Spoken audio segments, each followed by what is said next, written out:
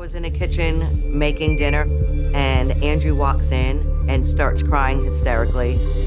My first question to him is, Andrew, are you okay? Did you get hurt? But he was physically okay. He wasn't hurt. It took me a good 20 minutes to calm him down.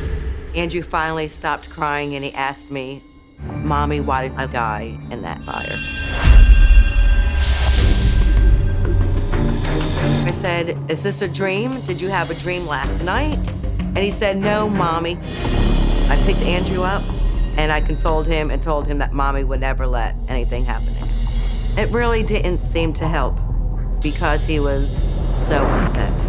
I kept holding him, but he kept repeating over and over, Mommy, why did I die in that fire? There was never any fire and I didn't understand what he was talking about.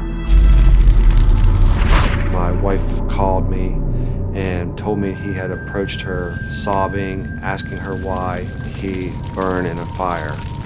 She could see in his face that he was very sincere, and so she started to cry with him, trying to reassure him that she wouldn't let that happen to him. I started crying.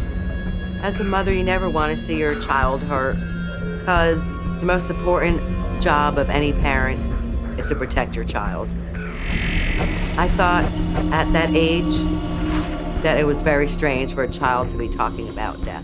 Jada says to me, Mom, do you remember when they turned on the fire? I agreed and I said, yes, I remember.